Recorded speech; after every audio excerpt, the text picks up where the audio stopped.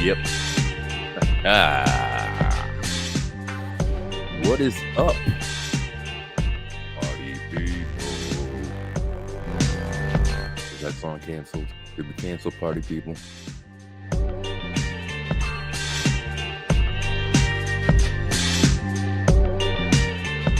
Getting started.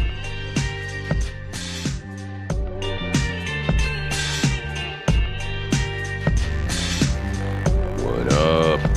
What up? What up? Come on in. Check, check. Mic check. Had to get a new modem. I was getting cut off like all the time. So far, so good.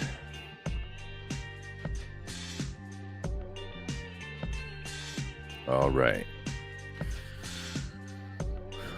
Let's get into it. Shall we?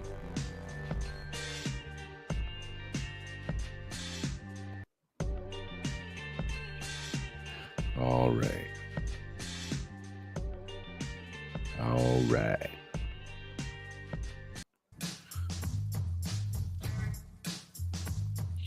Welcome to Last Calls Podcast. It is Friday. Damn it. Finally.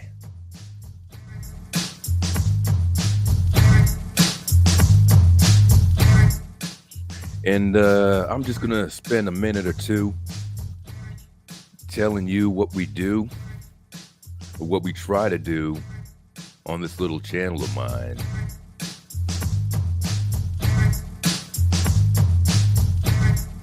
Oh. Oh.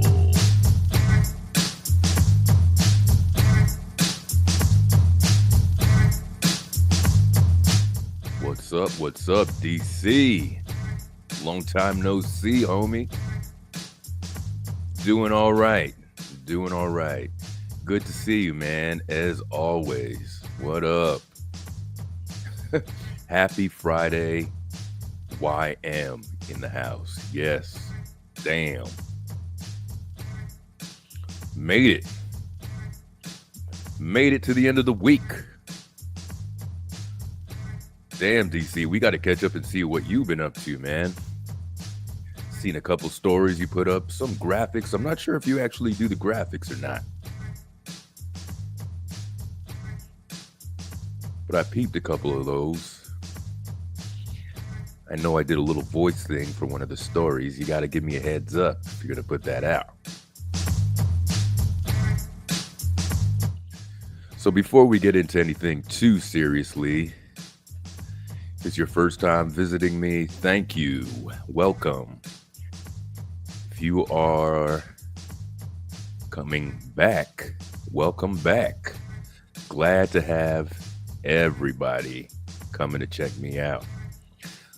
Just to let you know before we move forward, it's my little podcast channel where I try to do a couple things. I try to have a live at least once a week. Tried Wednesdays. It's getting a little more difficult during the middle of the week, you know. I'm trying. Fridays kind of seem to open up. I was actually trying to go for Saturday because I did a nice Saturday one. And actually, I did a Sunday one for the first time not too long ago. And we had a good time for a Sunday one. Actually, if you were here on Sunday, we went through the whole episode. I was trying to do kind of like a Valentine's Day weekend sort of deal. And I always wanted to review the Pop the Balloon show. So that was the whole damn show, man. It took that long.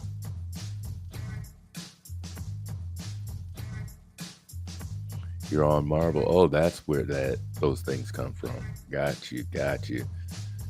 I'll give you guys your pages. Feel free to, I don't know. Oh, you know what? I might have to give you wrenches. I haven't given wrenches yet just because I know I'd figure it out, but I haven't really looked into it. And we're all fam here. Once I start doing that and growing a little bit, you guys know I'll throw those out. So anyway, back to the format. We tried to do a live at least once a week. Fridays kind of opened up because for the last, I don't know, couple years, the partners had Fridays going on, man. And that I actually look forward to that at the end of my week. Finish stuff, and most of the times try really not to do too much, and listen to the partners and chat it out for a couple hours. And more times than often, I started joining, not just in the chat, but they would give me the link, and I'd almost be one of the members on their thing. And I happened to come across one of the chats or one of the shows that I called into, that I tapped into, that was actually really good. I know I'm all over the place. I said I was going to finish the format, but maybe I'll get into that a little bit later, because I saved it. I put it in my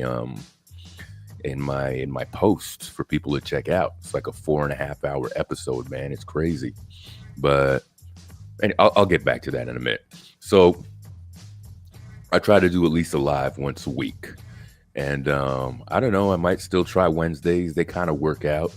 Fridays, if I don't get too busy, although I just ran from a dinner I had, which I'm not, I don't feel like I'm losing anything, because I ate like a pig. Embarrassing. I had a nice fat T-bone steak.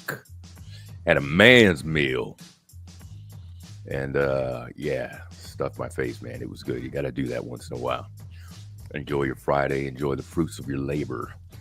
So on top of doing the live once a week, which Fridays seem to open up, I might try Fridays during the week. Some other people that I kind of like to listen to, that you kind of like to listen to too.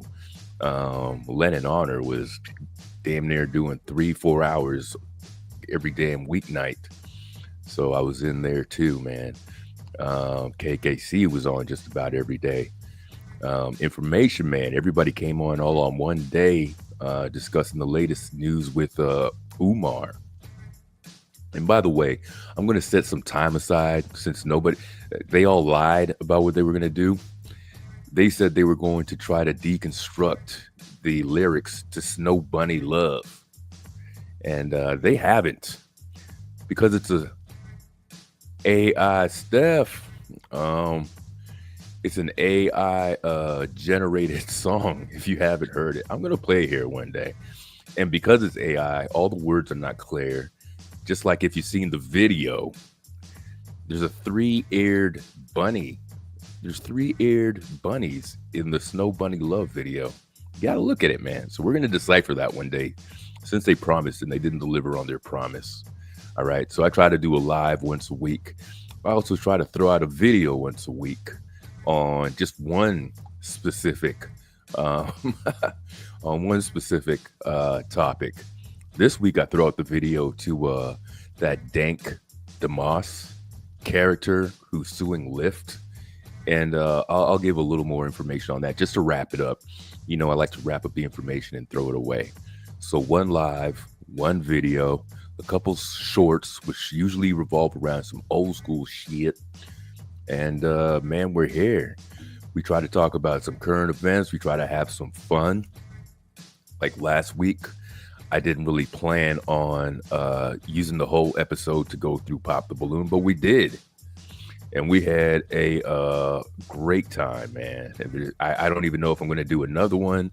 I got to maybe find a way where it doesn't take, 2 hours to get through an episode. But there's only like 40 or 50 episodes. We probably could do that. I don't know. You guys got to tell me if you want that sort of deal, because I like hitting maybe 3 topics alive. And without any further ado, let's get into some stuff.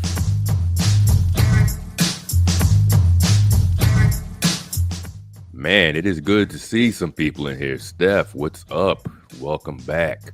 YM already gave you a shout out, but always good to see you. Thank you for your support as well. And DC, We got to link up on more stuff, man. I saw 10 Till Death in here, man. What is up? Thanks for coming by. I'll probably give the shout outs later on, but please feel free to check out anybody that I see in here in the chat. As far as I know, everybody has an amazing page. I was on a 10 Till Death page. Now he's an artist, man, and he's far out with his stuff. What impressed me last time I was checking out his live was he was working on this project, like a concept album, an A side, a B side. He had little, what do you call it, snippets or snippets of Fred Hampton making some revolutionary type music. And I don't even want to describe it too much, or else I'm going to like downgrade its purpose. But, and he's a young dude also. So you got to be prepared to hear young, crazy stuff. And what's mostly impressive about it is that he could sit there and articulate and have a deep knowledge of his resources and his influences. And you really don't see that, man, with a lot of the youngsters doing their things these days. And it's really, really cool, man. You know, DCYM, making stories, poetry, good visuals. Steph, it's sad to say, I don't even think I've been on your page if you have one. And you've been gone away too long. So yeah, that's it. Let me introduce a couple topics. We got to wrap up a couple things. You know, just things that I didn't want to let pass. So let's do it, shall we?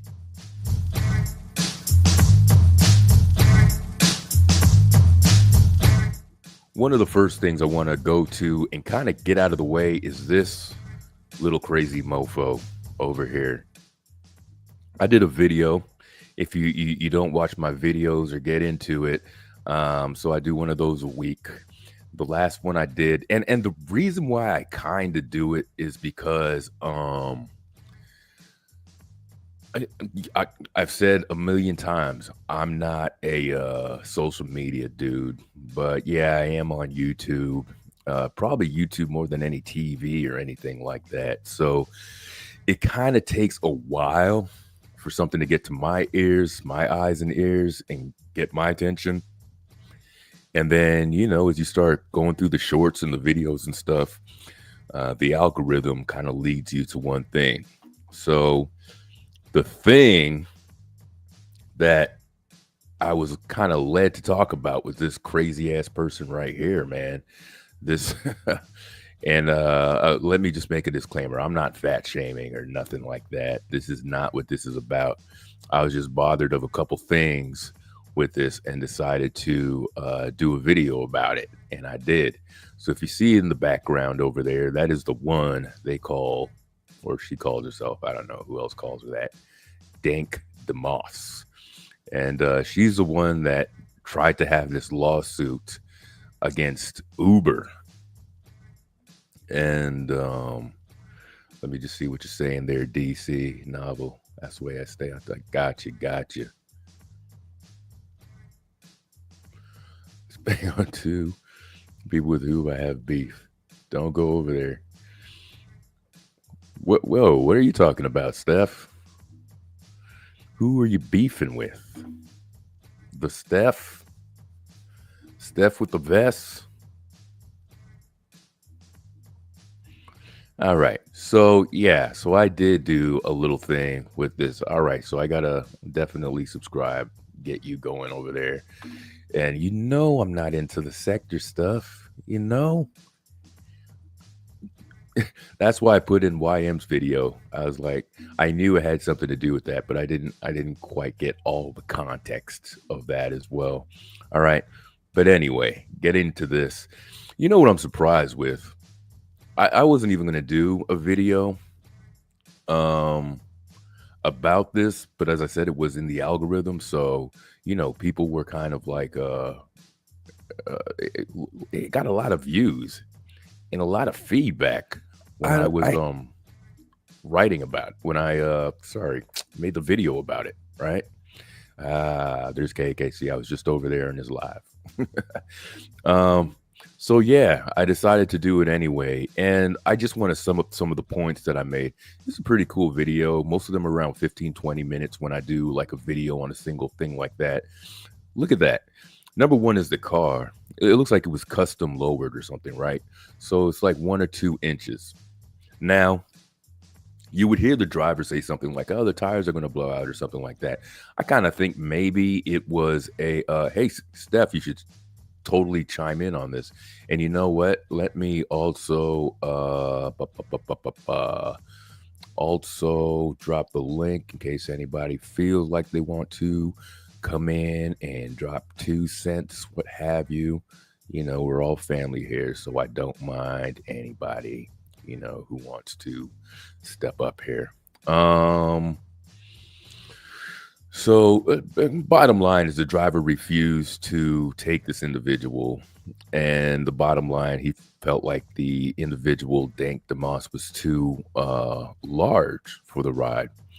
And from what I heard with it, he didn't seem rude or anything like that. He was quite, respectful. Said he didn't want to do it. He canceled the ride on his end, and then she came along with this suit, and the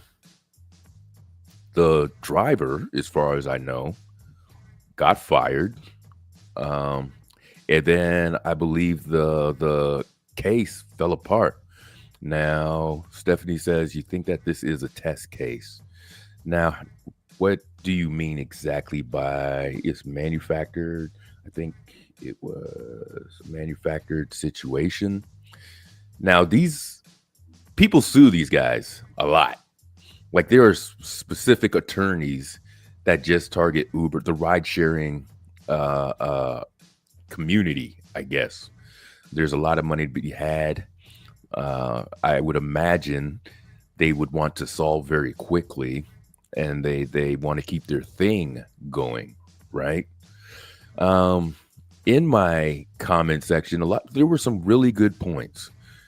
One of the points was I don't think you could even put on a seatbelt being that large, right? And isn't that an exact regulation of the rideshare company? Like there has to be as many seatbelts as there are riders. And then, again, I know it's very easy to poke jokes, and a lot of people have. If you've seen the Breakfast Club interview, I mean, you could say some people were kind of immature with it in my comment section. Some people, were quick to crack the jokes and all that kind of stuff too. But, you know, trying to handle this as a mature dude and really look at this, there's a few things with it. So, number one, again, if the seatbelt is not going to fit you in there, that's grounds for refusal right there, right? You can't comply with that. Maybe you got to go. And again, this is the actual car. I don't know if you guys could look at that more closely, but that car is almost kissing the ground. I think that's a custom job for that, right? You can see me pointing some stuff out there as well. So there's that as well. The other point about it is the guy did end up losing his job. And from what I understand now, for the update, there is no lawsuit.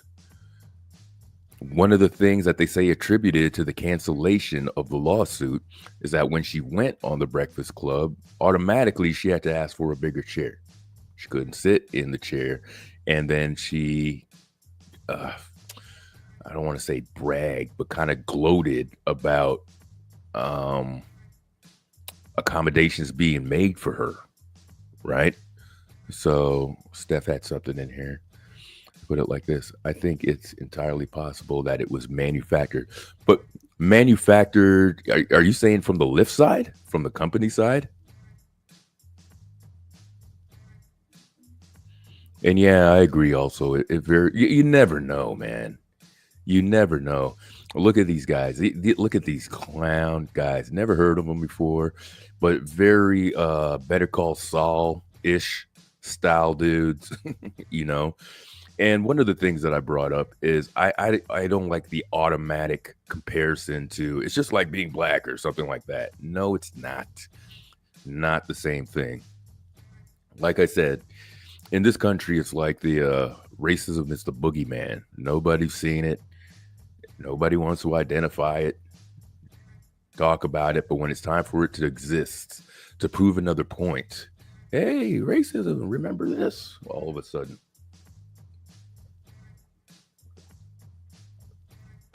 just getting a little drink there. Um, and I think that was about what I was saying. A large person tries to buy tickets for a seat on a plane, they would have to pay for two. Right. I'm trying to decide which side I'm reading it from, the screen or over the chat. It's just how it goes. And yeah, we use the plane as an example, right? Because we have to think how that transportation is set up. If they made every single seat to accommodate an obese person, because maybe there might be a few of them, one or two that fly this time around, it somewhat defeats the purpose of what an airplane is. Bottom line, you got to fit as many passengers as you can, make those trips back and forth, make it safe enough. The more passengers you get in, the more revenue, and that's kind of the name of the game over there. See her in the background, you could work in. She sits there, she's like, you have a bigger seat, Charlemagne. Looks right away. I hate Charlemagne, but that part was goddamn funny, man. And that's what that is. So on the chance that you might have an obese person or two want to fly, yeah.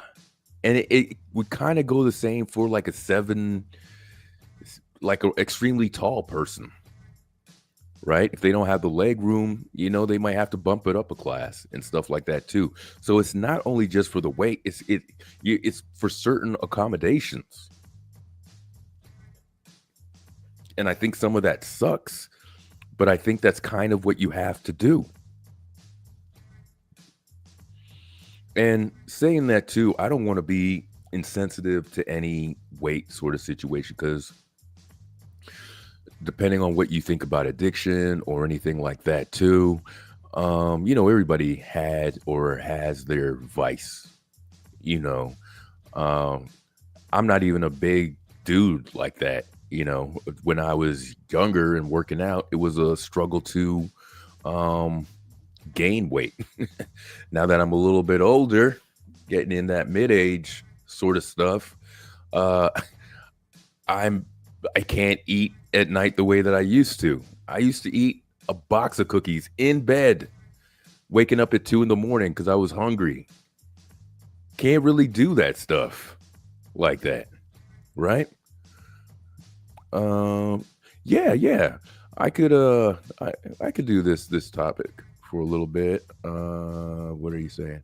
Not right now, but in about 20 minutes. Yeah, even so, we'll bring it back. We'll bring it back. That's fine. That's fine. So do what you can, Steph, and try to tap in it when you can. All right. So I know, and there's certain things that I'm trying to do. I'm trying to train for things. But damn it, like tonight, I love a good meal. I used to drink heavily and do stuff, but you couldn't tell me anything that I didn't have a head about my shoulders when I was doing it either. So one part is you have to hear. In this interview, right about that part over there, Dank starts talking about her family. And she sort of reveals that her family enables a lot of that as well. Like the whole family is big, right? And one of the things in her family, she said, is that they don't, she said it just like this. They don't say the F word in their house. And to a little bit of their confusion, they're like, F word, what are you talking about? Yeah, they don't say fat in the house. They're not allowed to use that F word in the house. So a lot of denial, but also it's a lesson to, it's great to have a safe haven in your home because you always want that acceptance, you always want that love and everything like that. But the outside world has a different reality, right? They will see you as that F word, and you'll have to make accommodations because of that F word, also, right? So I don't know. I think that's kind of where she found out. She also said something like in her mind, she sees herself as skinny also. And just a lot of these mental gymnastics that in her case, it's weight. With other people, it could be substance abuse, you know, and that's kind of just the reality of that too. She's saying, here's the weird thing. She's saying cars that she could fit into. They're kind of laughing. She's saying she could fit into a PT Cruiser and a Ford Escort, and they're kind of making fun. But then I'm thinking, those cars aren't even that small, like sedan cars. They're still somewhat roomy, not for 4 or 5 obese roomy people, but they're not like a Honda Civic. So I don't know what the celebration is all about for that, but again, it's one of those things. And the final, I guess, one of the final things that I was thinking about that too is if you just take it down to the very core, like it's just not healthy. This is not subjective. It's not being mean or anything like that. It's your body is not made to handle that weight. Your heart is not made to work extra hard like that. You could see already when she walked into that studio, and you see kind of the way she walks, kind of like walking around herself, like she's got that walk. And I don't know how old she is. I would think like maybe very young 20s or something like that. Um, what happens in 10 years? Even a little beyond that, right? Like if she's walking, when I've noticed, because people I work with too, some big people I work, like their legs, their knees go outward. And I know this one guy, when he walks, it almost looks like on a bad trip or something like that. His leg's just gonna snap. Like it looks that crazy. I'm always amazed. And it's just the knee problems, all that sort of shit. Now, say, I've had older people in my family that had diabetes and stuff like this and actually lost limbs. A couple lost lives over it. What do you do when you get to that point? Who's going to take care of you? Who's going to feed you? Who's going to, take care of you? Who's going to bathe you if need be? So I don't know. We get for her sake. I mean, she's young. She could be big now and stuff, but later on, it's gonna cause problems, man. And that's really the main thing. And when it's out of your hands and you can't handle it, and a family member is gonna have to step up to, kind of like take care of you for that reason.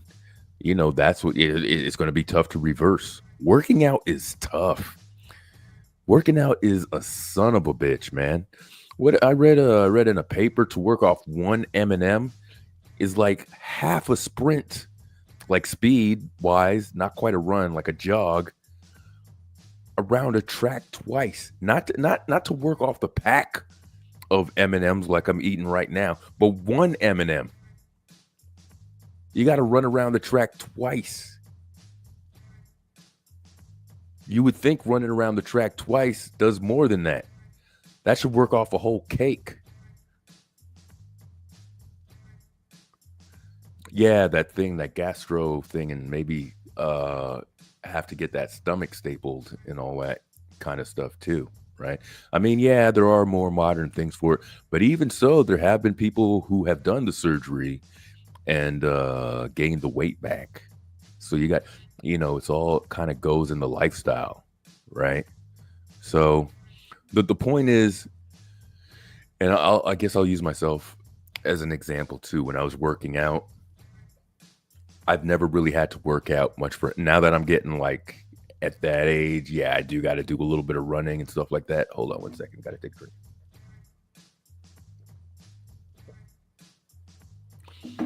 But even when I was younger working out, I think I really figured out what exercise is. And people want to fit in, look good in pictures or fit in that wedding dress and stuff like that. You understand real working out is basically working against what your body's been doing for decades.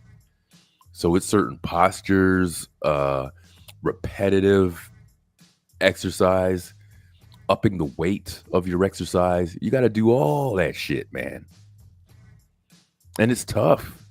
It's tough and it's miserable work.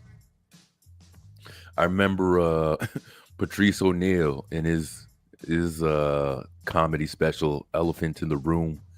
He talks about exercise and like, I'm older now, trying to get in shape.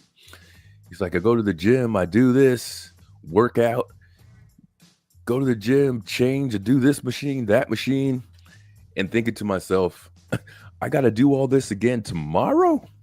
Hell no. And that is a hell of a defeating thought, man. You know? And you would think right away you would see a difference. You would see something, you know? But no, it takes weeks and weeks and weeks, and then you start to see a difference, right? Crazy. So that is a bit on that. Steph, I didn't really want to drag this on too long. Maybe if I move along with a couple other things and you still kind of shout in with your opinion. Because there's a couple other things you might want to share your opinion with also that I wouldn't mind. All right. There's a couple other video. Oh, there you go, right there. Ladies and gentlemen, where are you? We got Steph in the house. What's up, Steph? Yo, hey, what it do? Chilling, man. Good to hear your voice. Thanks for Yeah. coming on. No, I just want to say first and foremost, give my respect to the Dirty South when she said that she could fit in a PT Cruiser, and my voice, the voice in my head said PT Cruiser, just like Pastor Joy. There you go. So I had my suspicions, right? And because this kind of stuff happens all the time with yeah, from the very beginning, I had my suspicions that this might have been a manufactured event that could be a test case for disability rights categories and just how far Michigan law is going to um, allow claims like that. Like how far could it be pushed in Michigan, right? Is that from what I heard or from what I could see, like Michigan has certain protections for body size that other parts of the country don't have. And when it's new like that, usually there's a lawyer or two out there hunting to see just how far they can push it, to see kind of how, like basically, is that a good hunting ground for future cases? Like, is that going to be an area of law that they can pursue that's going to help them make money, right? Okay. And so, if you have a new sort of a novel sort of interpretation of like a civil rights law or a disability rights law, you kind of have to put your feelers out there to see, like, okay, what are these cases worth, and just what kind of case are we going to be able to, push? And so, and then when I saw her lawyer, I was like, oh yeah, no, this guy is he's out there hunting. He's out there, he's a shark and a fox combined, right? I mean, he really is. Not that that's a bad thing. You got to have aggressive lawyers like that, especially in sort of civil rights areas because that is the kind of law where like any kind of civil rights claim of any sort of like class of that might give rise to like certain civil rights protection. Those are the kind of laws that are only enforced by the plaintiffs that enforce them, right? Like we don't have like a European type system where the government's constantly checking in to see if companies are abiding by disability rights or any sort of other if they're not discriminating based on race in hiring practices or housing.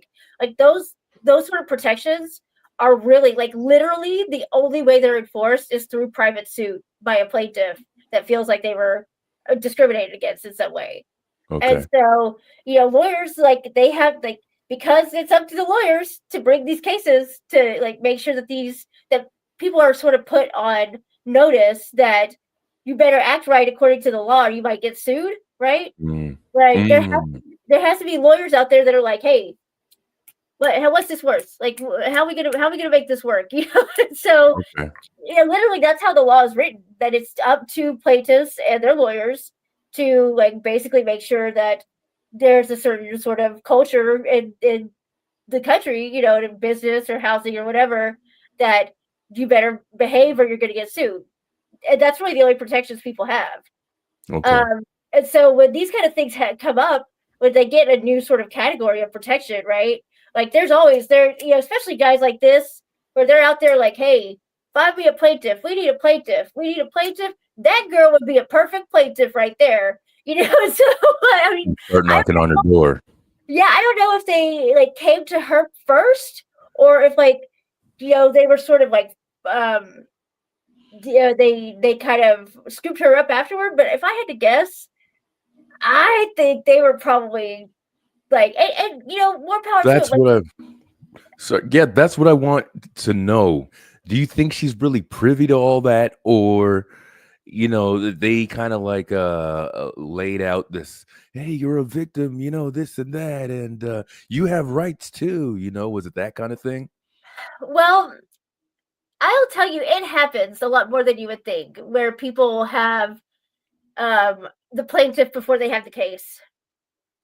Like here Wow. in Texas, there's an organization and they do disability rights as well. Okay. Where they have a target number of disability suits they want to file per year. So they go around and find the plaintiff that's interacted with the service or business that they want to sue. Mhm. And then if they're like, hey, have you ever, you know, if they can't find a person who's already had experience with them and already had complaints, Mm. then they will go manufacture a complaint because they want to make sure that, like, you know, 99 out of the 100 people who can't get in that door in a wheelchair may never ever bring that complaint, but the one who does fixes it for everyone. That's the kind of Okay. philosophy, right? And so, Okay. you know, they may have been like literally low key, like out with their feelers out, like, hey, you know, anybody mad about Lyft drivers that won't let you in? Like, you know, yeah, I've seen ads for that. They put exactly. billboards up. I was in LA. They have billboards up. I've been hit by a Uber driver or accident specifically. Not now. It's not like a slip and fall or accident. It's with a rideshare company. Yeah, So yeah, yeah. absolutely. And so, and with disability rights, like it really is sort of this underground network of people who are sort of leaders in the disability rights community that like they know to call them to be like, hey, you know, if you got anybody that calls y'all and says like, hey, look, I'm really pissed because this happened, have them give Mhm. us a call. Okay. You know, so I mean, there's all these sort of ways to make these suits happen that it's like it's not a one sort of size fits all, but there are sort of like a lot of like sort of standard things that happen below the surface to make these suits, you know, sort of bubble up Right. to the surface. And I Right. mean, hell, you know, they've had to do this with certain, you know, civil rights, like the civil rights law of 1965. Mhm. There were certain like people who elected to be test plaintiffs and like go sit somewhere where, you know, they would or go, well, I guess like that was too easy, but I mean, like even like, you know, with housing, like go Mhm. try to rent in this town and see what Okay. happened. And when they were told no, and it was obvious why, you know, because they sent the white guy in the very next time, and all of a sudden there's 10 apartments available, you know, that it was like, hey, we got a case here. Yeah. And, you know, as like this guy right here, this guy is sort of a carnival barker, you know, when it comes to the you know, legal world. I mean, he really is flashy and he's really sort of like kind of like everything we don't want to be, but at the Yeah. same time, like, you know, those that's the only way these things get enforced. And so I would suggest to him that he maybe you know, find something that is not going to get so much negative publicity. It's over before it starts, which is Uh, kind of what it looks like yeah. here Yeah. happened, Yeah. Yeah. you know. And but it's like he swung for the fences, right? And he, you know, the ball came back and hit him in the face. Absolutely. Absolutely. And you know, one of the saddest things about what you're saying too is if you have more naive people they're thinking that the true fight is in justice and, leveling the playing field, this, that, the other, when that's not the fight on the adjudication side, right? Right. The fight is how to grease these wheels, how to use the system and juice it, you Yeah. know? Yeah. And I mean, like all those, because when I first came into law school, we were sort of at the tail end of all that, like, um, Walmart or not Walmart, McDonald's coffee, Yes. Yes. America's too happy. We got to cut like everybody's like rights to court because everybody's suing everybody, right? Yeah. Yeah. Um, and the thing that like I could go to law school, like sort of learning how these things work. Like I would have to explain to my parents, like there is no one to come around and make sure that like everybody is hiring everyone like they're supposed to be. There is Uh, someone to uh, come around and make sure that no one's being told that they have no apartments available in this neighborhood. You mm, know, there's no one to come around and make sure that you can get into the door in your wheelchair. Like huh. the only way those things are enforced, it's not through monitoring and inspection. It's like that in Europe, and it's like Oh, that in yeah. most parts of South America because they're on a European system. But with our like Anglo-American system, there are these rights that we have are only enforceable if you go to court and enforce them as a private individual. Right. And so, that's kind of how like if and the thought is that if people get sued enough, then they'll Yeah. learn, right? That there'll be a message out there that like you better do what you're supposed to do or else you're going to get sued, right? Right. But And that's again, the I'll make a circle back to the civil rights movement, as you say, too. A lot of things, you could say Emancipation Proclamation or, what's supposed to be the end of right, segregation. But until these things were actually tried and tested, right, would the cases come about, right? right. Yeah. Because I mean, we never talk about this in American history and the schools and shit. People don't really know about how important the occupation of the South during Reconstruction was. Like Hmm. it was vital. Like it was vital that the troops remain there. When they Yeah. pulled out, all hell broke loose, and it Yeah. became, an apartheid system. The Yeah. only thing that was stopping that was the federal government. And when they left, it was like, y'all are on your own, Yeah. you Yeah. know? And Yeah. so then, like, it became, we regressed. I mean, there were so many elected officials in the South that were Black during Reconstruction, and then it became none, right? After the troops left. Right. And so, like, that's the kind of thing that, like, it's got to be enforced somehow, right? And so we don't have the marshals, we don't have the National Guard, Mhm. in every state and every neighborhood making sure that our civil rights get enforced. We don't have inspectors, we don't have an ombudsman. Yeah. Most cities in Latin America, you could go make civil rights complaints to an ombudsman's office and they will Yeah. come out and inspect. We don't have anything like that. Nothing. So the only way to enforce this shit is to go to court. They've set us up for that. Absolutely. That is a Yeah. great point. That is very important for people to know, you Yeah. know?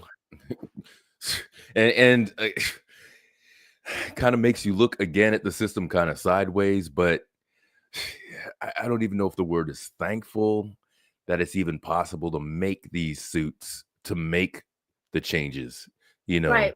the make me do it part. Like, Right. yeah, this is what make me do it. r- You know, Right. I guess Right. is where that would come from. Wow. And it's unfortunate that like sorry, I'm getting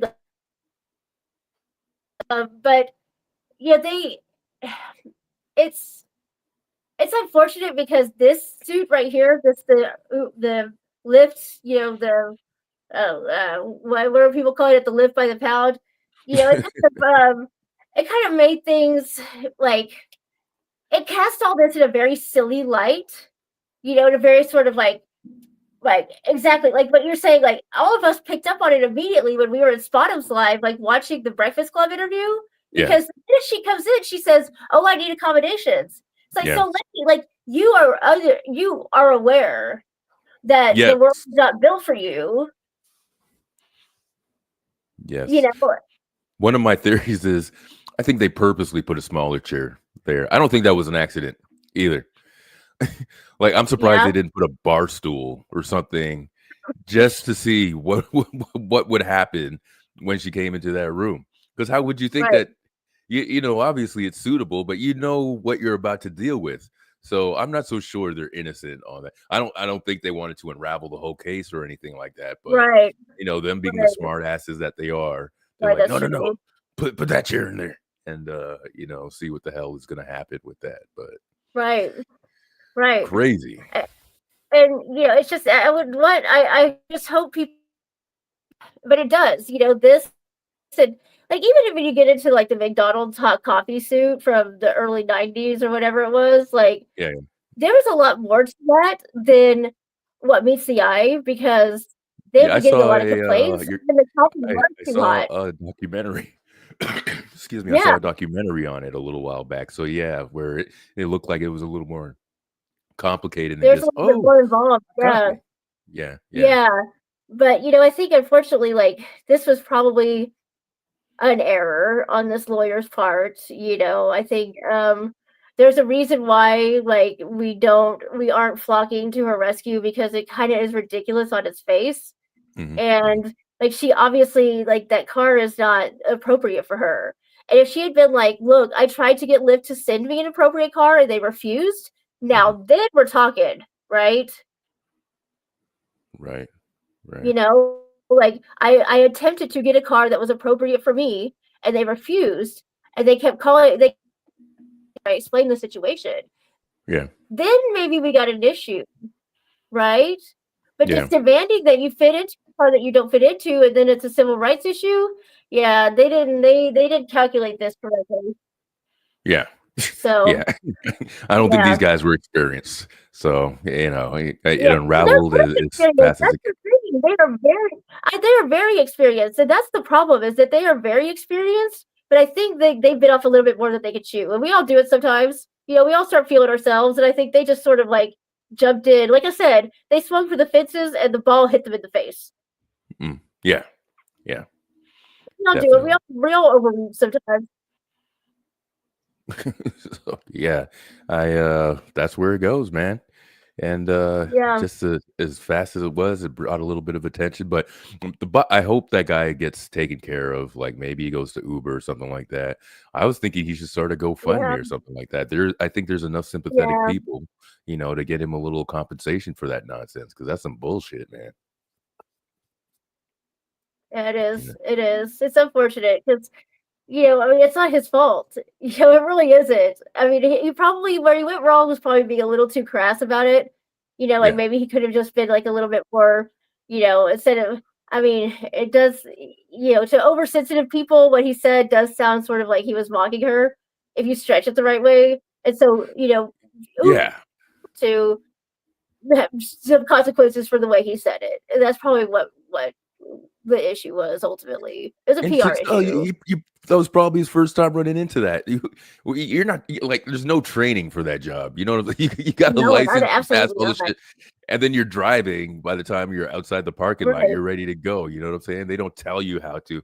right. Oh shit, you're friggin' a ton. Like, and my car is low to the ground. Yeah, Like I don't, and especially if some of these guys got language barriers and stuff like that too, which could have absolutely, been somewhat of the absolutely. case, so they're not delivering it properly also. So it's all that shit, so Yeah, what that could be there, yeah, man.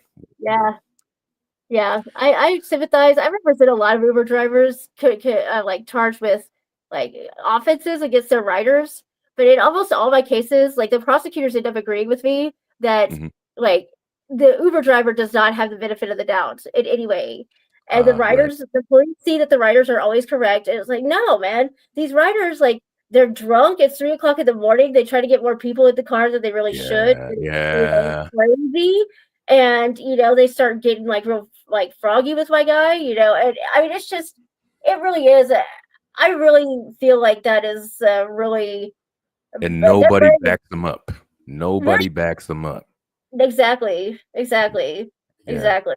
So, anyway, it was fun talking to you about this. I really enjoyed that, but I'll let you continue your show. I'm gonna try to go get these people from calling me. All right. Like I've literally Fantastic. gotten 10 phone calls in the last 10 minutes. So, Yeah, do what you gotta do, Steph. Great hearing your voice. Thanks for calling in, man. thank you. Bye bye. All right. Take care. Bye. All right. That was Steph, and haven't seen Steph in a long time, and glad she always makes the call. So yeah, that was enough about this. Let's move it along. We could put that crazy lift to rest. Stephanie made notice of my title, "Lift by the Pound," over there. I had a couple, but you know who won the title of this whole thing?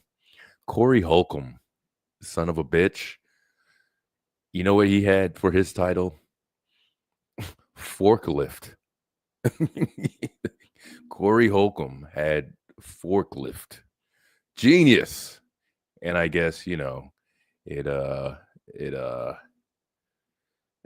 he is a professional comedian also, Let's switch gears a little bit to something else. Do you recognize this man? I try to hit a few events within the hour. Here we try to get to, and yeah, this is becoming a little bit more of the serious show, but this is what we do. There's some items we just have to tackle, that's going on before we move on to, the fun, happy stuff life is supposed to be. But anyway, if you don't recognize this dude, let me read you a little bit about it. Oh, well, there's the title anyway. I just wanted to show the picture. This is the dude who shot a black teen once in the head and arm. Why did he do this?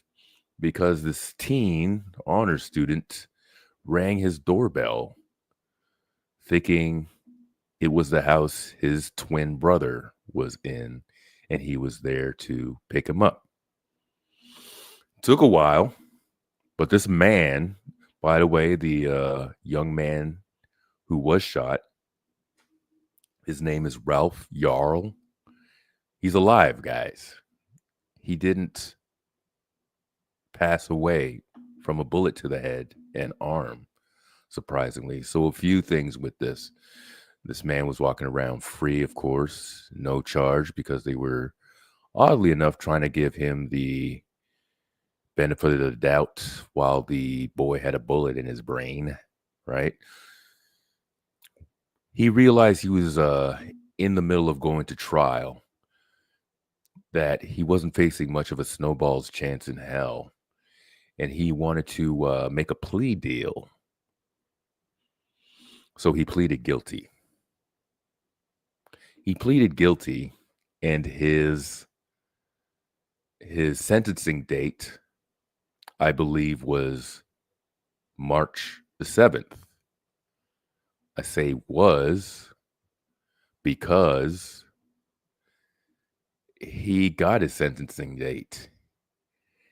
He actually died awaiting his sentencing date. So let's read a couple things about this from Kansas City.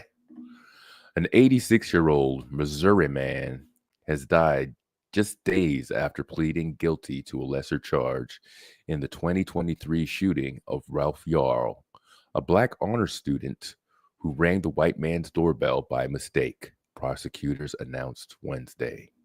Andrew Lester, this man. I mean, they say they debate taking your license away at a certain age. If you look or act senile, should you be in possession of weapons? I don't know. That could be a whole other discussion. But anyway, Andrew Lester of Kansas City was charged with first-degree murder, assault, and armed criminal action in the shooting of a then 16-year-old who survived and is now a freshman at Texas A&M, Stephanie's neighborhood. Before his trial was scheduled to begin, he pleaded guilty on Friday to a lesser charge, probably because he knew he was going down, which carries up to 7 years behind bars. He was scheduled to be sentenced March the 7th. Cher Congour, a spokesperson for the Clay County Prosecutor's Office, said Lester's attorney informed them of his death. We have learned of the passing of Andrew and extend our sincere condolences to his family during this difficult time, the prosecutor's office said in a news release. While the legal... all right, I'll save my comments for a little bit. While the legal proceedings have now concluded, we acknowledge Mr. Lester did take responsibility for his actions by pleading guilty in the case. Now, if you did want some sort of resolve in this, and maybe you didn't need to see him do time, Texas family, probably God-fearing, probably very forgiving. Maybe that acceptance could be enough. Now he didn't get just a few year sentence. Many say it's a death sentence, but not really a death sentence. He didn't get that. It's not because of the fault. The boy didn't shoot himself, right? The news relief offered no cause of death. Kansas City police said they weren't conducting a death investigation. And Sarah Boyd, a spokesperson for the Clay County Sheriff's Office, said she had no information on Lester's cause of death since he wasn't in custody, but noted that he was in poor health at last week's plea hearing. And probably helped getting, no, I'm not signing up to your shit. Use the AP press, every newspaper that comes up now, you got to sign, give your email, all that bullshit. No, I'm not doing that. So here, tells you a little bit about the case in case you don't know. Jarl showed up on Lester's doorstep on the night of April 13th, 2023, after he mixed up the streets where he was supposed to pick up his twin sibling. Lester's attorney, Steve Salmon, had argued that Lester was acting in self-defense and that he was terrified by the stranger who knocked on his door as he settled into bed.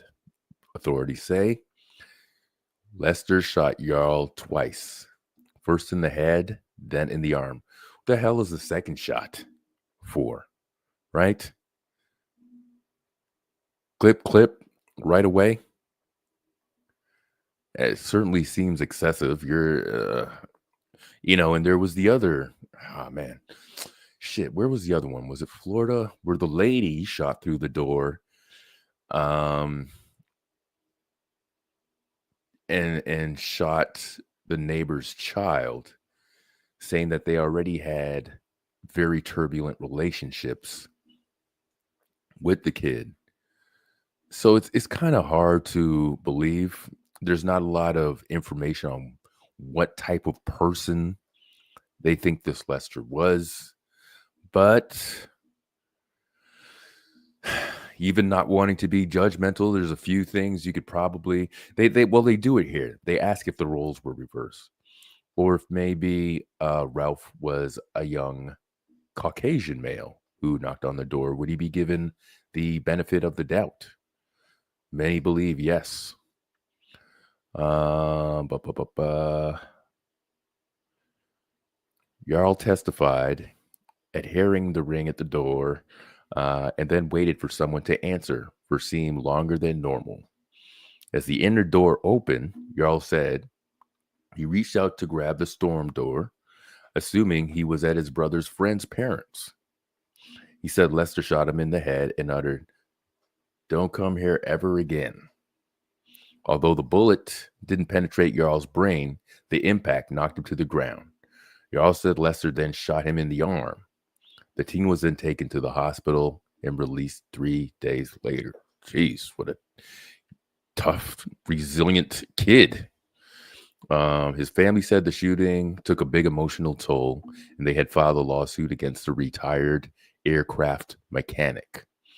Salmon said last year that Lester's physical and mental condition has deteriorated. He said Lester had heart issues, a broken hip, and had been hospitalized. Lester also lost 50 pounds, which Salmon blamed on the stress of the intense media coverage and death threats he subsequently received. So, during Friday's hearing, Lester was hunched over, much like the picture you saw there, and he had long hair before that too, before he was wheeled into the courtroom. His hands folded, asked whether he was in poor health. Lester responded, yes. The judge had previously ordered a mental evaluation of Lester, but still allowed for the trial to proceed after its completion. The result of that evaluations were not released publicly. Lester's grandson, Daniel Ludwig, didn't immediately return a text message from the Associated Press seeking comment. Whew. It's a tough one. I imagine on both sides. The grandson, being the spokesperson for that do you find that a little strange? No other family members around to have a comment? I don't know. I would imagine it's just unfortunate. The silver lining, if you could say there is one, is that this young man did not pass away, who obviously seems to have a promising life ahead of him as well, right? Let me just see. This is just a little bit more coverage on this. Says Ralph is an anomaly to me, honestly, because there's no hatred in his heart. There's no anger or bitterness. Your family attorney, Lee Merritt, told ABC News in an interview set to air Monday. He has a strong sense of justice, and he wants to move forward with pursuing justice for him. When asked about the lawsuit, Lesser's attorney, Stephen Salmon, told ABC News he could not comment because he was not aware of the suit and had not seen the copy or the complaint. Oh, this was a little bit earlier. I wanted to read, but we already got the information from the last one on there. So this is kind of the way that this one ends. You know, of course, already being that age, your health is going to deteriorate. Probably the wheeling back and forth. You know, you got a little more action than he bargained for on the last days or weeks and months of his life. And it's hard for me to sit here and say, you know, he deserved it. He did a terrible thing. You know, I wouldn't call what happened at his door a struggle. Seemed kind of like he did it the Texas way. It is a tough one to say if it's racially motivated or not, because we've seen this before. We've seen this a few times. But that's the way that this one unfolds. And there's another one that I want to look into also. Man, this is heavy, right? A lot of stuff in here. By the way, do me a favor. If you like what you're hearing, like what you see, the discussion, do me a favor.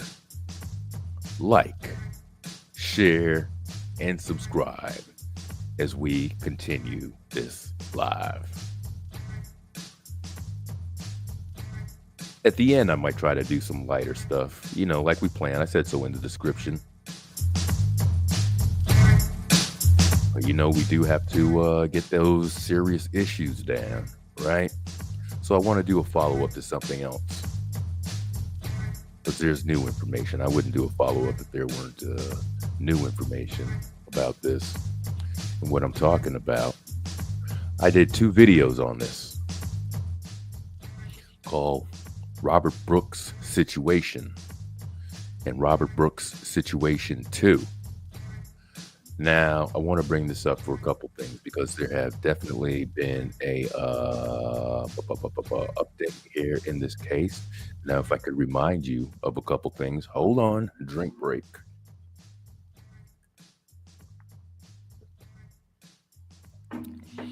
Robert Brooks, of course, I urge you to go back and check my video catalog where I cover this. This man transported from one jail to another. He was doing approximately like 12 years or something like that. And by any means, he's not an angel. Obviously, he's a prisoner. He did something wrong to get in there, right? But where it gets a little fuzzy is where they showed 12 or 13 police officers beating him to death while he was handcuffed. And they're beating him, face is bloody, trying to shove something in his mouth to shut him up, probably to gag him, or maybe even keep him quiet. Experts looked at the beating and said that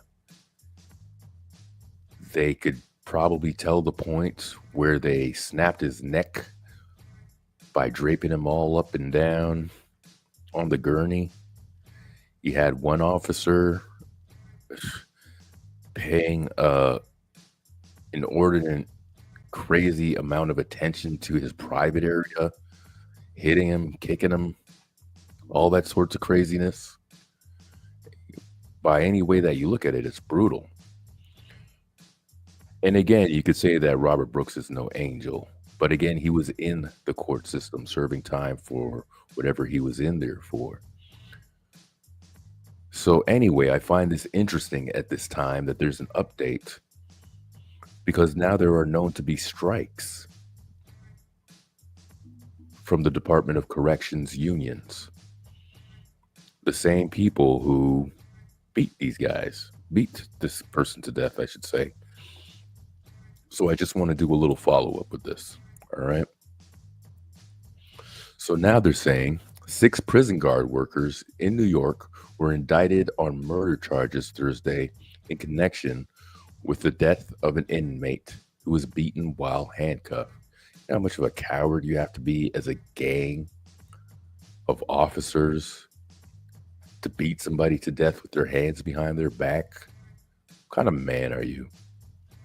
Robert Brooks, a 43-year-old black man, died in the early hours of December 10th after he was beaten by multiple correctional officers at Marcy Correctional Facility, an all-male state prison about 50 miles east of Syracuse, New York.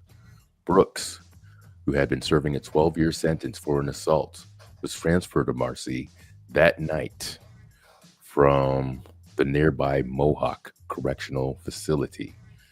So you wonder, he was just transferred. What could happen in that amount of time where you're being transferred and you're being beaten like that? They said he was already bloody and sluggish. They had to carry him into the room even before he got into the view of the cameras, which we'll get to the part of the cameras in a little bit. His death and the body camera footage that emerged of the beatings sparked a firestorm of criticism over the violence and brutality some inmates experienced at the hands of corrections officers. Some of his internal organs were bruised. Special Prosecutor Bill Fitzpatrick said Thursday after the court hearing. His hyoid bone, you could tell me what that is, or I'll look that up. Bone was fractured. His thyroid cartilage was ripped. He also died as a result of repeated restriction to his airways, causing severe brain damage. And finally, he died by choking on his own blood. That is, we've let murderers and horrible people get less brutality than that in our system. Like, they really did a number on this guy. The defendants were accused of acting with depraved indifference to human life, while others did nothing to stop the beating in order immediate medical aid for Brooks, according to the grand jury indictment. Now, remember, since there was really no action on anything, I think one of the officers quit automatically, and we're talking like about 16 people here. Not just the corrections officers, the nursing staff. There were a few spectators, people that didn't intervene. Even not being an officer, but medical staff, it's your job to preserve life. But you didn't. You didn't intervene. Nicholas A., David Kingsley. Okay, there's all these guys. Christopher Walroth, Matthew Gallagher, and other correctional officer whose name was redacted from the indictment were charged with second-degree murder and first-degree manslaughter. Prosecutors said the identity of the sixth officer would be revealed when he makes his own court appearance, likely next week. Up here, I missed that Brooks was beaten 3 times while under restraint, according to the indictment. with no legitimate law enforcement purpose. 3 times. So the one that I played in my video was, although that was the fatal one, they're saying he was beaten on 3 separate occasions, likely with his hands behind his back, likely with the bruising that they were talking about, ripped thyroid, cartilage, probably already choking on his own blood. Like, I don't even want to go back and show that video for how vicious that is. And knowing he didn't make it out of that, like, they really tortured this guy. And that's what I don't like. You know, if we are to adhere to this justice system that we have and we're to buy into it, we can't do this sort of stuff, right? Anyway, I don't want to end really on this note. I think there's a couple things I want to look at before I close up, but you know, it's fine. You still have to do this kind of stuff, and that's what it is, man. News is news. And remember, we did have a little fun one doing Pop the Balloon last week. It would be nice to do all this and then end it with a Pop the Balloon. So we could go into our weekend, you know, feeling good and all that sort of stuff. But anyway, wrapping this up. Says all the defendants who appeared in court Thursday entered not guilty pleas. I mean, they have to now, right? And at least 6 were released on bond, according to the prosecutor. Jail records showed Kingsley and Walworth were still in custody in the Oneida County Correctional Facility Friday morning. 2 of them were also charged with second-degree gang assaults. That's a good charge. And 2 officers were charged with offering a false instrument for filing. I wonder what that entails. Writing in a report that no force had been used once Brooks got to the infirmary. That is interesting. This was a demonstrably false statement with the intent of falsely minimizing their own conduct, the indictment states. Wow. And remember, they didn't think the camera was on, right? They thought they took it off, but the cameras were on standby. That's why this thing is where it is today. 3 other prison workers were each charged with second-degree manslaughter, and another was charged with tampering with physical evidence. You see, this is the big one. I don't even think the institution of corrections, the abuse is not the thing. It's the fucking with the process that they're exposing is the thing. To me, the disturbing thing is the sense of normalcy, said Fitzpatrick. The way that everyone was just going about their business as if it was acceptable behavior. In total, 10 people face charges in connection with Brooks' death, according to the indictment. Among them is David Walters, who was accused of telling a nurse at the prison infirmary not to enter the emergency room to assist Brooks after he was beaten. Wow. I hope it comes out in the trial. Not that there's any reason, but a cause for these officers to be so savage. CNN has reached out for the attorney for the named defendants charged with murder.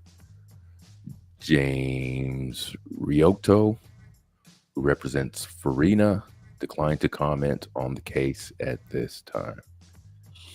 Now, I just want to try, I don't think I have to read all this stuff, but I just want to try to get to another point because they also do mention the strikes, which of course is going to make this thing very interesting, right? And there's something going on besides the strike. A lot of information is missing from the database, particularly the information of the history of abusive cops, which is coincidental? I don't think so. Where did I leave off, people? Corrections. The New York State Department Direction of Corrections and Community Supervision told CNN it has no record of previous disciplinary action against Farina. Additionally, the agency withheld details on any such action against Anzalone, citing an ongoing investigation. 3 other people have not been named, saying there were like 16 people that at least were shown in the camera. Their names and the nature of the deal with the prosecutors will be revealed in future court filings. All right. Let's get to some other stuff. Robert Brooks should be alive today. The brutal attack on Mr. Brooks was sickening, and I immediately moved to terminate the employment of those involved. Now, the perpetrators have been rightfully charged with the murder, and state police are making arrests, the statement says. All right, so that's from the government, Kathy Hochul. Remember, we mentioned her name in one of the videos earlier. Now, here's an interesting subtitle here. The officers didn't know they were being recorded. Body camera footage on December 9th showed officers repeatedly punching and kicking. It's just even tough to read. Brooks, while his hands were cuffed behind him. I'm taking a drink. Hang on. It's just juice.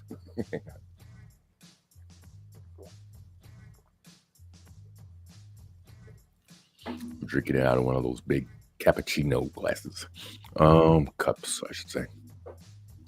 Officer struck him in the chest with a shoe, lifted him by his neck, and dropped him while employees who were watching the beating appeared indifferent. The footage shows Brooks died the following day. Now, that's a weird report, because also in reports, it doesn't say that he died the following day. They said that he died right there in the footage. Specialists would also say that they think they could detect the moment they think his, I even hate saying it, his neck snapping and seeing an exact loss of life. So maybe there were vitals or something, until the next day, but I haven't heard that. The officers did not turn on their body cameras during the incident, Fitzpatrick said, but didn't know that the cameras automatically record a limited amount of footage without audio, even when they were not activated. The officers were not aware that they were being taped. The autopsy report lists Brooks' cause of death as compression of the neck and multiple blunt force injuries, and the manner of death is a homicide. All right. Brooks was being transferred. We already know that. He had other fights involving inmates. I don't know if that makes it trouble prisoners. I hope you hear if you're in that situation, you got a fight going in. So I don't know. I can't. Something I just can't pass judgment on. If you fight another inmate, I don't think you're going in there trying to pick fights. The charges come about a month after Brooks' son, Robert Brooks Jr., said in a federal lawsuit his father's attackers systematically and casually beat him to death. So that's my second video that I have on there. I have Robert Brooks' situation, and then the Robert Brooks situation 2 is when we have the update of Robert Brooks Jr. filing the lawsuit, right? And then, I didn't really want to get into this, but I mean, it's here. Prison has a reported history of inmate abuse. We know this, right? But what I guess I'll use to sum this up, let me see. I probably want to go about 1:30 today, and we're about 1:20. So, I might close it up soon, and I might not do some of the other fun stuff. I might just leave it for a fun stream, which is fine, We could just do that. Sometimes you got to do this. So a couple things about this. We're going to hear about prisons have reported history of abuse. We know this. But one of the most disturbing things about it is it's not so much on a case-by-case basis. There are things that they do in the system to pit inmates against each other corruption things. So they either allow people to be harmed or harm people themselves in this system. It's a very sick place. Like, don't go to jail. You'll have to worry about other inmates attacking you. And, we're talking, I don't think people in there for 5-10 years have it rough all the way through their lives. I think a certain system finally develops, and that's life after a while. But while you don't know that life and you're navigating that life, God, man, you got a gladiator style make it out of that. God forbid if you don't. I mean, what if you like cheat on your taxes, or it's not even a violent crime that you're in there for like that, and you just want to do your time and get the hell out of there, right? Over the years, Marcy Correctional Facility has developed a reputation for being a place where inmates often experience violence, intimidation, racism at the hands of staff, experts, and attorneys who spoke to CNN said.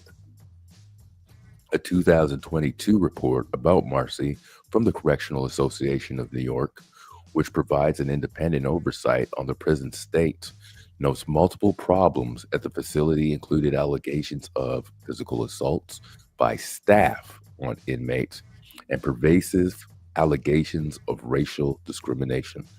So it just sucks.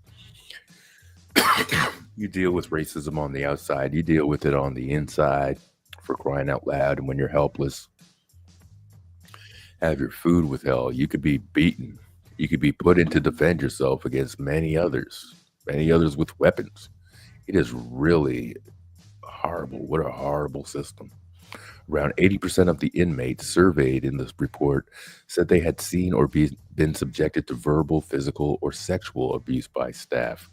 Inmates reported experiencing seemingly random assaults from the staff, as well as targeted attacks handed out as punishments. The governor announced the appointment of a new superintendent at the Marcy Correctional Facility, and expedited $400 million to install Did I say that right? Yeah, expedited $400 million to install fixed cameras and distribute body-worn cameras at all Department of Corrections and Community Service facilities after a visit to the facility following Brooks' death. Man, I don't think we gotta be reading all that. It's just, you do a crime and then you go in there for torture. It's supposed to be doing your time to get out. That's what you do, right? That is unfortunate. I had people that I've known in jail, I wouldn't want anybody else to suffer like that, unless you had a crime perpetrated against you, I suppose, right? You want that motherfucker to go through hell if they're in there. But we have a system. We have a system that doesn't allow you to get further punished at the hands of somebody else. You're not judge, jury, and executioner if you work for the system. And now they're putting in the cameras. You could only imagine the corruption before that. Damn, man. Oh, I must have missed this picture before. I don't even like looking at the stills. It's all very disturbing. And they're all complicit in the action of this too. What's up with the one guy that's just concentrating on his private part, just pounding him? Fucking ridiculous, man. So, I hope the son gets the justice that he's looking for there. Can't be easy to lose your father in that regard, although he would have been in jail for, I think, 7 or 8 more years too, but not dead. At least he had a release date. Holy crap. I'm tired. I can't even tell you. I am tired of the bad news for the last hour we've been talking about. Whew.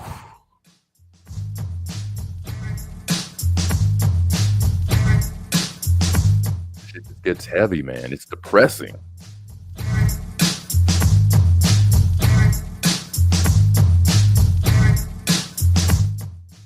man, what else did we have on the menu?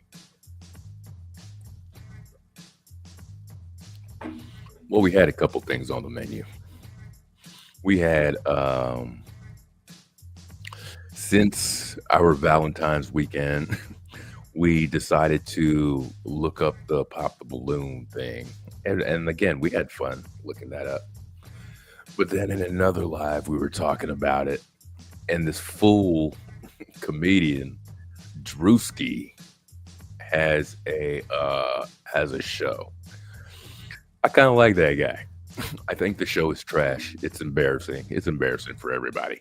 But funny as shit. That guy is actually very funny, man.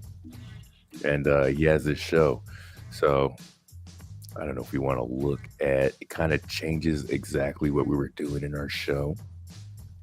It might be worth it to maybe do a double header another time. Let me take this off the screen because I sure don't want to look at it. Hang on one sec, people.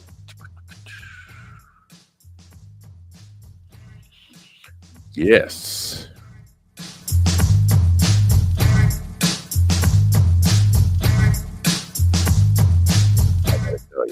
I gotta tell you, after going through that type of material, I am exhausted. So,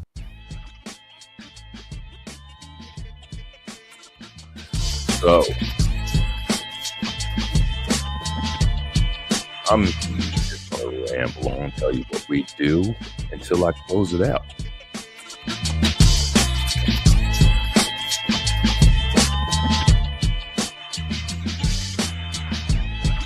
So, whew.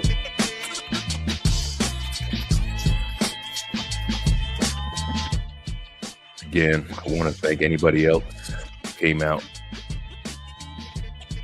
checking out the live tonight. Till I focus on the night I'm going to be doing this thing permanently, because I know at least one thing. You know, if I say I'm going to be here on Wednesdays or Fridays, people want one of those goddamn days to be on here, right? I kind of like Fridays, but you know, it could be too busy getting here. Like I said, I had a dinner before I had to start this one, and I wouldn't even normally do Fridays, but the partners moved over to Saturdays. So I kind of want to do, you know, see if I could fill the Friday spot. Sunday was kind of working too, but if I have that time, it's all about having time and making that consistent effort while you're in there, right?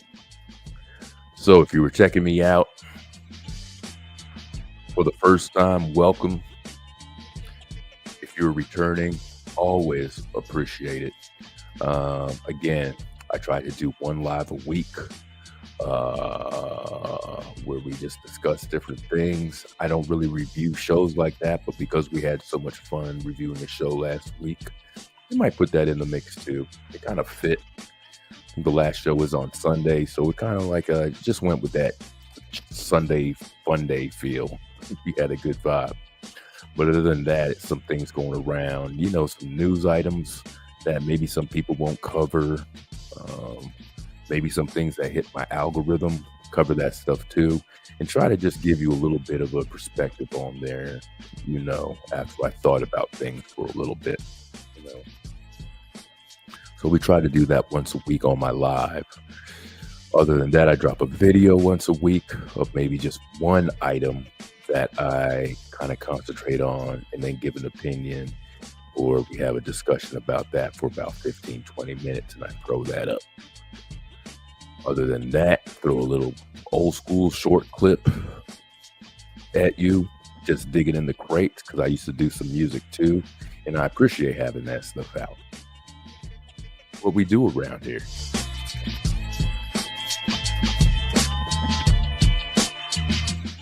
Some days like today, the information gets heavy. That's another thing too. While I try to come up with the formula for doing this, I don't want to end off my Friday in a drag, you know. So maybe I have to commit to maybe 2 tough stories and maybe an enlightening story. Do something like that. I mean, I don't know. Just a thought. I still got to play around with this thing a little bit too. You know.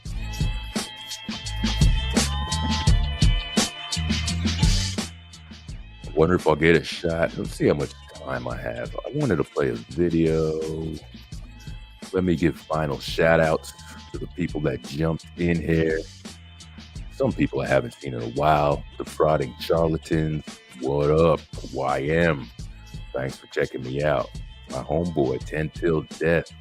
All these people, man. Check out their channels, please. And of course, we had that great conversation with the homie, Stephanie Collins, also. I hope I'm not missing anybody. Anybody in there, you have comments, anything to say, replay gang, let me know in the comments also. Always appreciate it. Always appreciate people checking out the videos and all that stuff too, man. Like, I really do.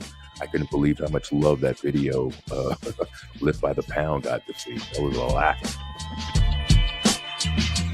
Go ahead, if you have time, listen to some other videos and streams. I got a few in the bank right now. I guess I want to end this episode because I suggested it to everybody, so you guys know that I'm looking for it while I talk. That's why I'm a little choppy here. One of my favorite podcasters are the Podnas. This is where I wish I knew their whole thing that they say so I could tell you. You could find me on there in the chat, if not in the chat, chilling on the panel also, you know.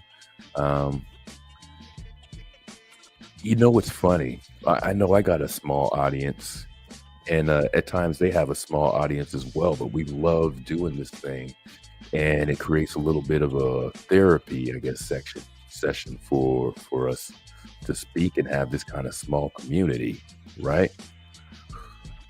But once in a while, you know, planets align, this, that, the other, and we just have some discussion, some real good, honest stuff. I want to see if I'm able to hit the part where I get into this discussion with them. I don't know why it's not working now. Hang on one sec. Oh, it is working. Rookie mistake, man. Rookie mistake. Let me see if I can zone in on this conversation we had. Great February discussion as well. Now, these guys, I hope you go and watch the episode. I mean, it's just a great hangout. They happen to live in a place where, you know, I kind of take for granted, you know, if you drive around the country and stuff, how much historical places are. For me, you know, I like to give locations, this, that, the other, but I moved around, you know, coast to coast, that sort of stuff. And maybe not when I was younger because I didn't know, but of course, going to college and reading more and everything, knowing how close some historical sites were. These guys around Virginia Way grew up right where like Civil War shit happened, you know, and it's just had a very different way of life. So we were talking about things like that. And I think one of the questions I posed later on, you can see how late this is in their podcast. I can't even really remember the question. I gotta play it a little bit and see how they answer it. But it was something about the continuation of their roots in slavery, and do they consider themselves a lost tribe when they look around and they see, because Tiz has a real crazy story about, I think, going to school, somebody's plantation in his family, something weird like that. So I'm already talking too much. I just want to show this before we're out of here. So give me a minute to kind of hopefully get to the right spot. Cities for slaves. Very connected to my city. So my elementary school, that happened. And I the point of, like, you know what I'm saying, you guys, how close are you to that? Physically close to that? I'm trying to. All right. they were busting my balls a little bit too when I was trying to ask the question properly so they wouldn't get offended. They were acting offended, but they really weren't. And they were making sure that I articulated exactly what I wanted to say before they gave me an answer. So hang on. Scarface. And the nigga Scarface literally found out his homeboy went through that shit while he's in the studio. So they in the studio making this song. And the nigga gets the phone call, steps out, takes. This is what I was saying. Public relations, that shit. The fuck up. Yo, didn't he know? You heard him. Hang on. It had a very unique climate that could support a lot of different crops that were vital to the slave economy. Would you be able to point that out as you're riding by to be like, oh, that's where they did this and that's where they did that? In most places, right. Yes. So I'm going to bring it But he also said something that was interesting. He was like, he lived like 20 miles away from where all of that happened. We are. We're getting into it. That courses through your veins. The roots of Black America from the enslavement of the spirit of that black slave that courses through your veins. We know you got the power of We're getting there. Turner compelled. All right. Nigga, what? The nigga that played that Turner is from 757 also. Yeah, I'm done. Yes, Parker. I knew that also. See, I know y'all history, man. Hey, man, look here, man. I just want to know. Okay, so here's one question. Those out here that think like Tim. Here we go. Whoever those 5 people are out of the 1,000 that listen to our show, just know y'all understand what I'm saying. Y'all heard what I heard. Check this out, because this actually fascinated me. If you're talking about the dude, I forgot what his name is. It could be Nate Parker or something like that. Yeah. That dude. So when he made that movie, right? He put up like a lot of his own money and everything to put up the Nat Turners. The movie we're talking about is I think it was Birth of a Nation, not the original one, but actor / producer guy by the name of Nate Parker made the Nat Turner story. So that is the gentleman we're talking about right now. Story, right? Yeah. But he also said something that was interesting. He was like, he lived like 20 miles away from where all of that happened. And the point of like, what I'm saying, you guys, how close are you to that, physically close to that history that used to be around? Like, do you know certain areas? Because that's amazing to me. Well, I think Tiz, I think he has a little bit more. What you want to ask? What was the question? I'm sorry. I was over here doing the sound. This guy.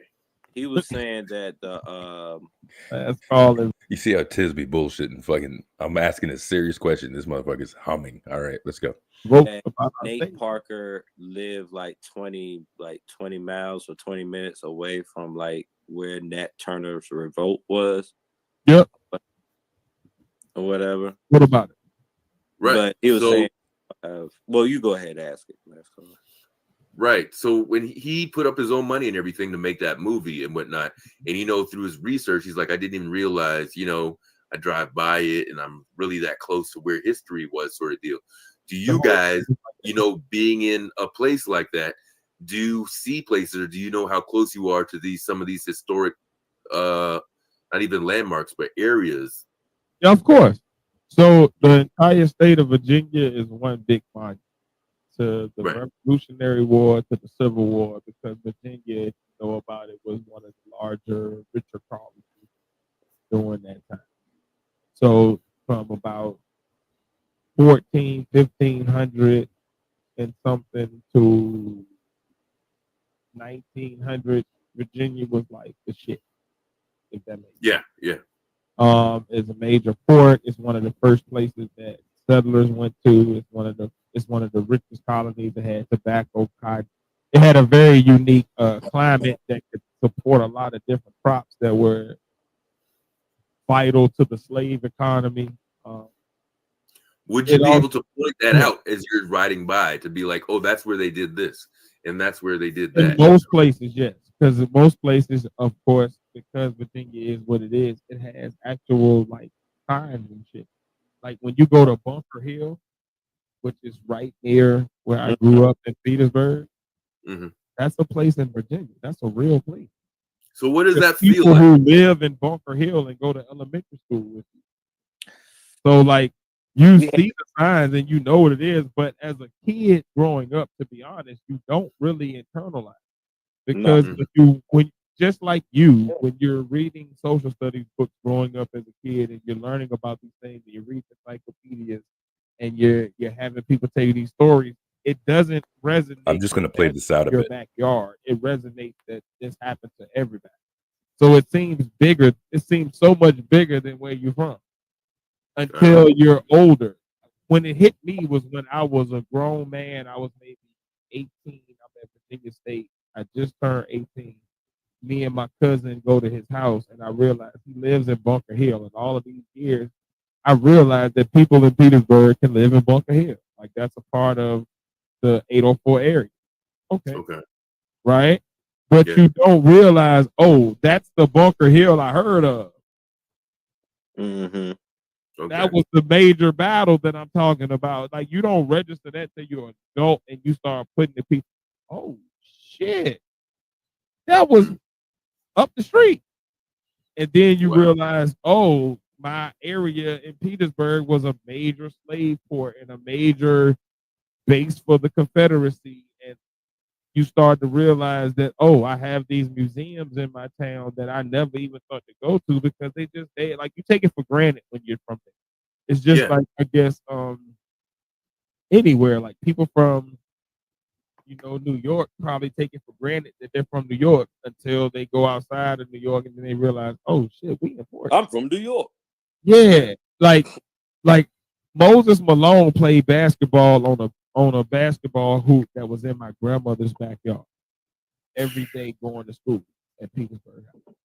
Yeah, because Petersburg High used to be Peabody Middle, which was literally down the street from the house that I grew up in. So like when you think about that type of history, you don't realize it's that close until you get to be older, and then you start to see the significance, and you realize how important these other people are, and then people be like, "Oh, where is he from?" And then you realize, "Oh, that's from here." And then you start to ask questions to the people around you, and you're like, "Oh yeah, that nigga he did this and he ate that." Like my first brush with history again, like my first brush with history and knowing that Virginia was something is Moses Malone, one of my favorite basketball players going. I want to encourage people. You see it right there. If you go to the Partners podcast, episode 161, boy, these guys for doing it a week for shit, I don't know, 3-4 years, long ass time. And again, they have some great things in their catalog, but it's funny because we were talking about this particular episode maybe last week or the week before, I don't know. And I was like, guys, you have to play a part of that, or you have to clip, part of that, what we were talking about out there.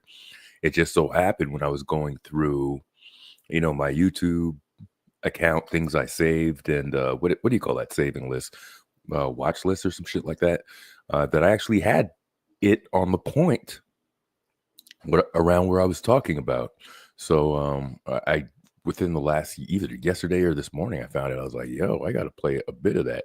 So I really think you guys, if you want to hear the rest of this, I'll play a couple more minutes just because, but hear everything he's saying and let it sink in.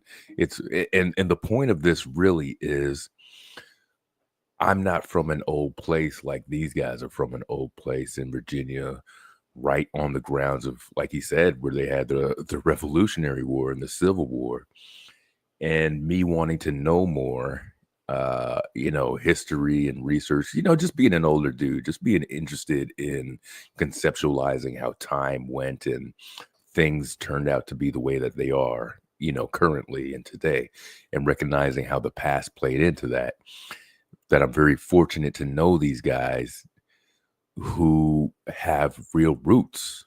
All right. A little bit about me. My family moved around so much that we can't really go back generations like that, especially on a particular plot of land. And I really think that's just, I know some people have that. I know a lot of people don't have that. for history's sakes, for having to move around, for having broken homes, family, doing whatever you got to do, migration, all that sort of crap. And here, these guys that I joke around with every week have an amazing story to tell. So just a little bit more about this. I got to remember to leave the link in my thing there. So maybe you guys will go out and check it. I don't want to play the whole thing out, but let's say 5 more minutes. I grew up in the 80s and early 90s. Moses Malone was on the 76. He was one of the reasons they, got chips, was out there balling against the Celtics, beating their ass, all that kind of shit. And I didn't realize who Moses Malone was until my granny was like, hey, man, Moses Malone played basketball in our backyard every morning before he went to school. Because it was he lived in the house that was on the street, maybe 2 blocks behind ours, where my grandmother lived. So he would have to walk through those backyards to take the shortcut to get down to Petersburg High School, which is when I grew up, it was a middle school. But when my grandmother was growing up, that was their high school. So like, he's cut through those backyards, and he's dribbling the basketball. And my granny, they had a little hoop set up, little peak basket type set up, like bullshit ass hoop, but it got him his 3-pointer. It was the way he worked on his jumper before he got to school. So when he got to school, he could then go to practice with his coach and do that, and do the next, his classes and all that, because he was dumb as a box of rock. Anybody from Petersburg can tell you that he was dumb as hell. Moses Malone was not a smart fella. He grew into his intelligence as he got older, but it was never like the way he speaks is exactly how his brain works in school. And my granny would tell him. Another thing, last call that hit you is that some of the public schools, especially around our way, we had field trips to Jamestown and field trips to actual slave plantations. Yeah, that part. Like, you got to remember, we grew up in the cities where the slaves lived. That's what I'm saying. Yeah, you're standing on history. But you take it for granted because as a kid, you think everybody does it. Because as a kid, your scope is so small. When I can guarantee you, when Padawan was 12, 11, 12, 9, 8, going on these field trips, same as me. You go to Jamestown and Williamsburg, and you be out there. They show you what a cotton bowl look like. You're not putting it together that this is my hometown and this is going on. It's like, this is just slavery to you. It hit you the same way any black kid. Yeah, and then it's just like all of this is slavery. And then you start to grow up and you start to understand and you start to piece it together like, hold on. All this fucked up shit was like in my backyard. Mm-hmm. Yeah. And then it hit you. Whoops, I made another rookie mistake. Thought the mic was on. Yeah, I wanted to kind of stop it there. You could kind of see that we're really getting into the conversation and it's getting good. So that's where I want to encourage you to go and get the rest of that on their page, because it's totally worth it, man. It is so worth it. And it was great talking to those guys and finding out stuff, about where they live and where they're from. When you're from certain cities, one of my thoughts was they had school trips to plantations. If you go up in cities, and again, I'm being a little mysterious about where I roam, some of my stomping grounds, but they'll point out on our school trips, this is where this bill was signed. This is where the march was. This is where something else, and never really the areas on the other side of that coin of what the war was after, having property, people as slaves. And they're but a mile or two away from where those things occurred.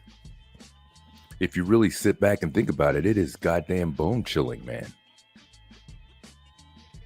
Crazy. Thank you for hanging out with me this long, this week.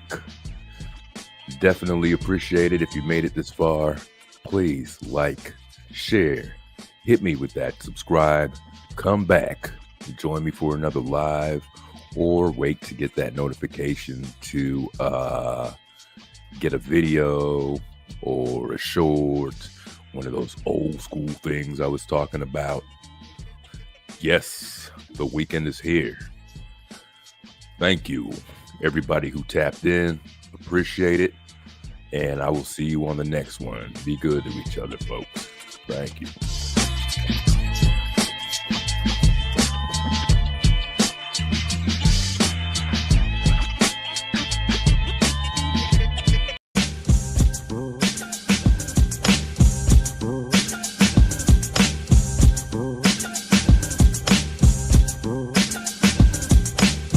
Oh.